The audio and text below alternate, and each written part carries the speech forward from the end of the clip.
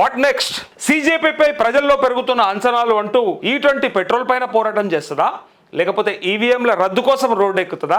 Gen Z ఉద్యమంపై దేశవ్యాప్తంగా చర్చ అంటూ ఒకనాడు అసలు ఏమున్నది, గాలెంత ఏళ్ళ మీద లెక్క పెట్టేంత మంది కూడా రాలేదు, వాళ్ళతో అవుతుందా? అభిజిత్ దీప్కి అనేటోడు ఎక్కడనో ఫారెన్లో కూర్చొని ఆడిస్తా ఉన్నాడు, ఏదో ఇన్స్టాగ్రామ్ అకౌంట్తోనే మనం మారిపోతుందా అంటే ఏం మారిందో చూసిరు కదా, మొత్తం తలకిందులు అయ్యింది. అనుకున్నది మొత్తం కింద మీద అయిపోయింది. ఎవరు ఊహించలే.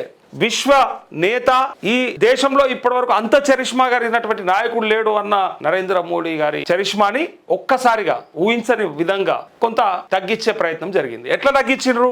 ఉద్యమం ద్వారా తగ్గించారు. వాళ్ళంతా వాళ్ళు రాజీనామా చేసే పరిస్థితికి తీసుకొచ్చేసారు. తలుసుకుంటే ఏమైనా జరుగుతుంది. యువత తలుసుకుంటే అంటే జనరల్గా ఏమనుకున్నారంటే గాలెంత పిడికడంత మంది లేరు, మాకు ఉన్నటువంటి మద్దతు, మా సపోర్టు, అసలు ఈ దేశంలో మేము గెలుస్తున్న తీరు, అసలు ఇప్పటివరకు పశ్చిమ బెంగాల్లో మాకు కనీసం ఆ అకౌంట్ కూడా తెరవనటువంటి పశ్చిమ బెంగాల్లో మేము మొత్తం కంప్లీట్గా ఆ రాష్ట్రాన్ని కైవసం చేసుకున్నామనే భ్రమలకు వెళ్ళి కింద పడిపెట్టేట్టుగా చేసేసారు ఈ దేశ యువత. అందులో కొంతమంది ఆ శక్తులు జొరబడ్డాయి, ఈ శక్తులు జొరబడ్డాయి, ఏ శక్తులైనా జొరబడని ఎవడు చేసేది ఏం లేదా. యువత తలుసుకున్నది, రోడ్ ఎక్కింది, ప్రయత్నం చేసింది. ఏం చేస్తావు ఇప్పుడు? ఆ శక్తులు నువ్వు ఏరేస్తావా? అవుతుందా మనతో? బయట నుంచి వచ్చేదాన్ని ఆపే శక్తి ఎవరికి ఉండాలి? ఒకవేళ అట్లాంటివి కనుక జరుగుతున్నాయంటే కావాలని ఇక్కడ మోదీ గారి చరిష్మాను తగ్గించడానికి ప్రయత్నం చేస్తూ ఉన్నారు, ప్రభుత్వాన్ని అబాస్పాలు చేయడానికి ప్రయత్నం చేస్తున్నారు అని కనుక ఏదైనా ఇంటెలిజెన్స్ రిపోర్ట్ ఉంటే ఏం చేయాలి? అది కదా ఆపాలి, అక్కడ కదా తొక్కి పట్టాలి. అది చేయకుండా వచ్చిన అసలైన విద్యార్థులను కూడా తప్పు పట్టే వరకు అంటే ఏమైపోయింది? ఊహించిరు ఎవరన్నా? ఈ కేంద్ర మంత్రి రాజీనామా చేస్తారని ఎవరన్నా అనుకున్నారా? జరిగిందా? 12 ఏళ్లలో ఎక్కడన్నా అటువంటి సందర్భం వచ్చిందా? ఒకేసారి నేను నిన్న కూడా చెప్పిన ఎంజే అక్బర్ అని విదేశాంగ సహాయ మంత్రి, ఆయన పైన వచ్చిన ఆరోపణలకు 2018లో వేసిండు ఆయన, కరోనాకు ముందే.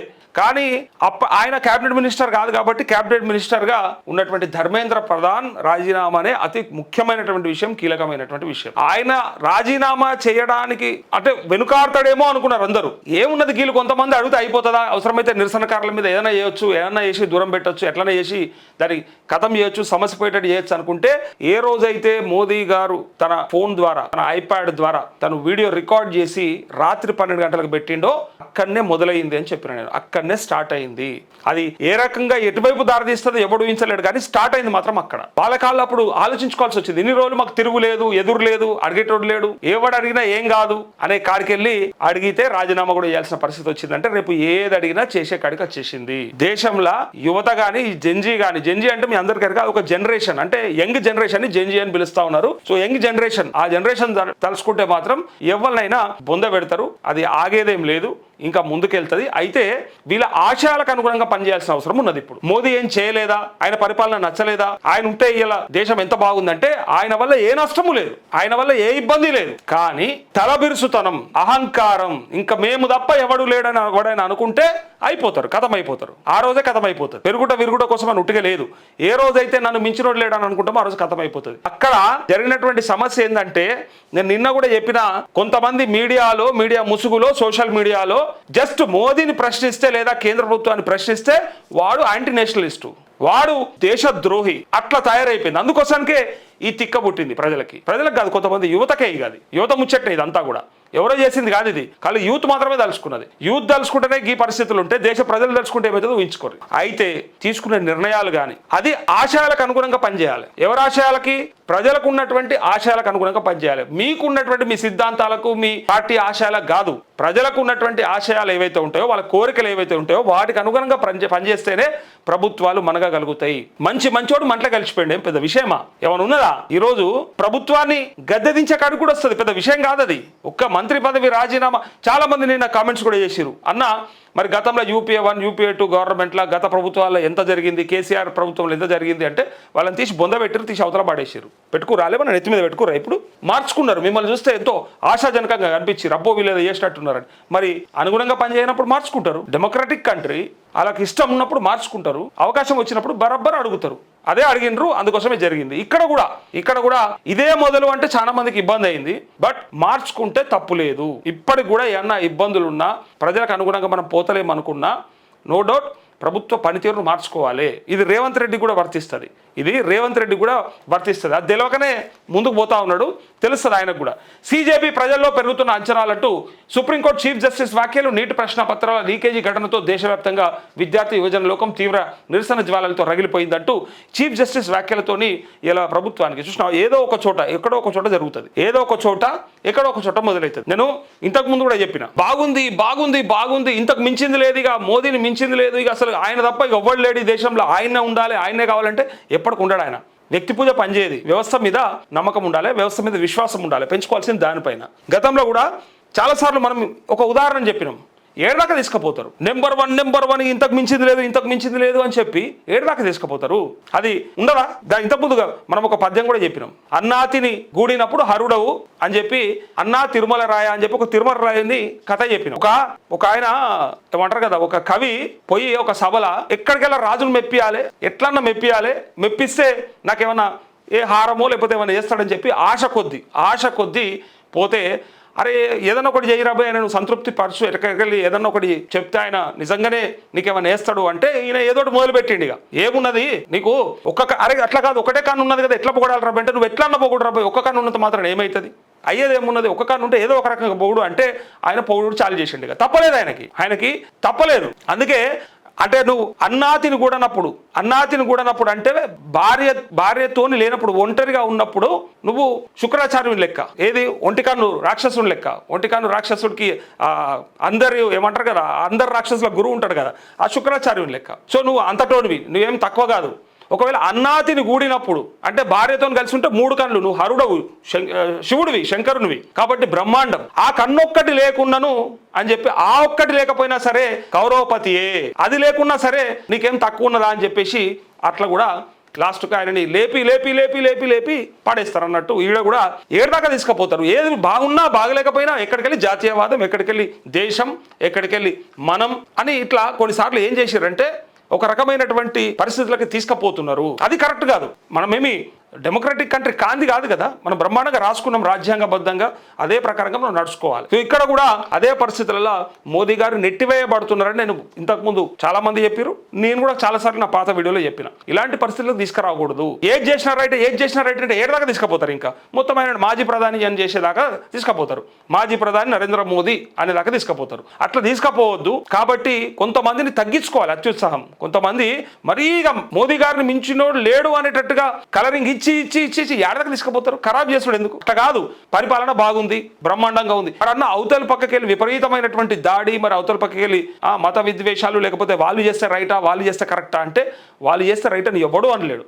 అయితే సహనం మనకే ఉండాలన్నా, మరి సహనం మనకే ఉండాలంటే మన భగవద్గీతనే చెప్పింది, మన గీతనే చెప్పింది, పరమత సహనం ఉండాలని చెప్పి. వాడు సరే మూర్ఖుడు అయి ఉండొచ్చు, మనం ఎటు పోవాలి, మనం ఎందుకు? మరి ఇవాళ రేపు అన్న ఈట్కా జవాబు పత్తర్సే దేంగి అన్నట్టుగా ఉంటుంది కదా సామెత, ఆ ప్రకారంగా మనం ఇవ్వాలి కదా. అంటే అట్లా ఇచ్చుకుంటూ పోతే ఏడదాకా పోతాం?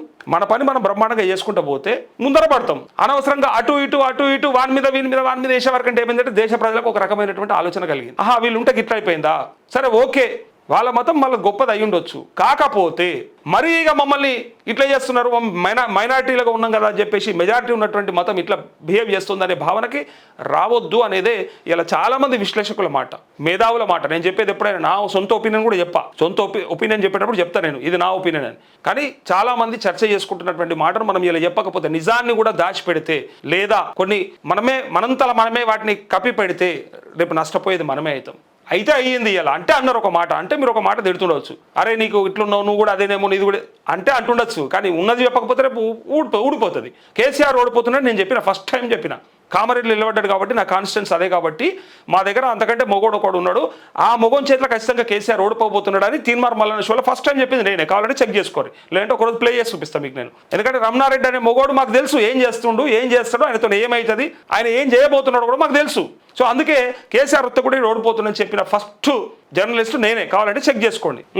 ప్రభుత్వ నిర్ణయాలపై అత్యంత ప్రతిఘటనతో పోరాటానికి దిగడం భారత రాజకీయాల్లో సరికొత్త అధ్యాయానికి తెరదీసింది. కాక్రోచ్ జనతా పార్టీ ఆధ్వర్యంలో ఢిల్లీలోని జంతర్ మంతర్ వేదికగా వ్యక్తమైన ఈ ఆందోళనలు ప్రపంచ దృష్టిని ఆకర్షించడమే కాకుండా అధికార పీఠాన్ని హడలెత్తించాయి. ఫలితంగా కేంద్ర విద్యాశాఖ మంత్రి ధర్మేంద్ర ప్రధాన్ తన పదవికి రాజీనామా చేయాల్సి రావడం ఈ యువజన ఉద్యమానికి తొలి చారిత్రాత్మక విజయంగా నిలిచింది. కేంద్రం హామీలు ఇచ్చిందని ఉద్యమం చల్లబడుతుందా, లేక హామీలను కేంద్రం అమలు చేసేలా పర్యవేక్షిస్తుందా?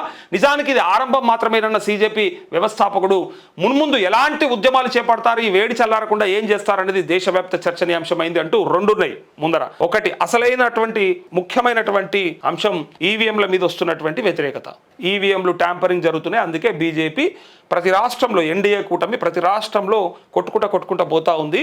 అసలు బోని కూడా తెరవనటువంటి, ఖాతా కూడా తెరవనటువంటి కొన్ని రాష్ట్రాల్లో కూడా ఇలా అధికారంలోకి రాగలుగుతుందంటే తప్పకుండా ఈవీఎం ట్యాంపరింగ్ జరుగుతుంది అనేది ఒకటి ఉంది భావన. సో ఆ భావనను తొలగించేలాగా కేంద్రం ప్రయత్నం చేయాల్సింది ఉన్నది. కేసులు వేస్తా ఉన్నారు సుప్రీంకోర్టులో, వాటిపైన చర్చలు నడుస్తూ ఉన్నాయి.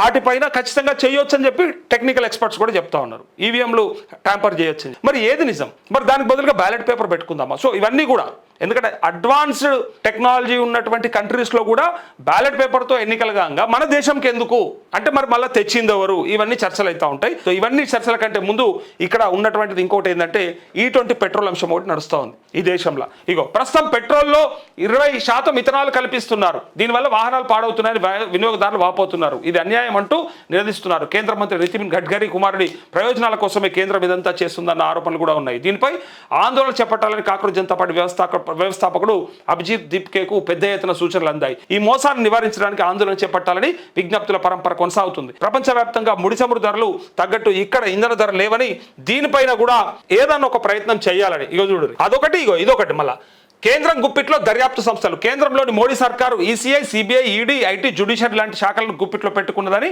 విపక్షాలు తీవ్ర స్థాయిలో ఆరోపణలు చేస్తున్నాయి. వేట కుక్కలు అని చెప్పిండు కేటీఆర్. అయితే ఒకనాడు అన్నాడు అసలు ఈడీ, ఐటీ, సిబిఐ ఇవన్నీ కూడా కేంద్ర దర్యాప్తు సంస్థలు కాదు, వేట కుక్కలు. ప్రతిపక్ష పార్టీల పైన ఎగబడ్డానికి, వాళ్ళపైన ఉసిగొల్పడానికి మాత్రమే వాడుకుంటారు అని చెప్పి కేటీఆర్ అన్నాడు. మనమే చూసాం. సో అనేక పార్టీలను రాజకీయంగా దెబ్బతీసేందుకు ఈ సంస్థలను వినియోగిస్తున్నదని మండిపడుతున్నాయి. ఫలితంగా ఎన్నికల్లో విజయం సాధిస్తున్నది జాతీయ పార్టీల నుంచి ప్రాంతీయ పార్టీల దాకా ఒకటే గగ్గోలు పెడుతున్నాయి. క్రోనీ క్యాపిటలిస్టులకు దేశాన్ని బలి చేస్తుందని జనం ఆందోళన వ్యక్తం చేస్తున్నారు. ఇవి కాక ఈవీఎంల రద్దు కోసం ఉద్యమించాలని సగటు ప్రజల నుంచి పెద్ద ఎత్తున సూచనలు అందుతున్నాయి. వీటన్నిటిపైన కాంగ్రెస్ జనతా పార్టీ ఇప్పుడు ఏం చేయబోతుందని ఉత్కంఠ నెలకొందంటూ ఇంకా నెక్స్ట్ ఏం చేయబోతుంది? ఈవీఎంలా లేకపోతే E20 పెట్రోలా? దేనిపైన ఉద్యమం అంటే నాకు తెలిసి ఏదైనా చేస్తారు. నాకు తెలిసి ఆగుతారని అయితే అనుకోవట్లేదు. ఇదేది నేనేం ప్రోద్బలం కాదు, ప్రోత్సాహం కాదు, లేకపోతే ఉత్తేజం చేయాలని కాదు, లేదా ఎంకరేజ్మెంట్ కాదు. కొన్ని వస్తాయి, కొంత ఒక టైం వచ్చినప్పుడు ఖచ్చితంగా కొన్ని వస్తాయి. అది వచ్చినప్పుడు ఇట్లాంటివి జరుగుతాయి. ఇది దీంతోనే ఆగిపోతుంది, మొన్న ఒక్క మీటింగ్తోనే ఆగిపోతుంది, దీని తర్వాత ఎవరు ఉంటారు అంత సీన్ లేదు అన్నోళ్ళే ఇలా రోడ్ల మీదకి వచ్చి రక్తాలు కారినా, తలలు పగిలినా వెనుకకు తగ్గలే. దానివల్ల ఇలా మోదీ గారు బయటకు వచ్చి చెప్పిన కాడికెళ్ళి ధర్మేంద్ర ప్రధాన్ రాజీనామా చేసేదాకా వచ్చింది. ఇంకా అందుకే ఇగో యువశక్తికి తలొగ్గిన 56 ఇంచుల ఛాతీ అంటూ అదాని, అంబానీ కోసం మోడీ వ్యతిరేక నిర్ణయాలు, చట్టాలు 21 ఏళ్లకే చట్టసభలకు తీర్మానం చేసి కేంద్రానికి పంపిస్తాం. జై జవాన్, జై కిసాన్, జై యువ పేరిట కొత్త నినాదం.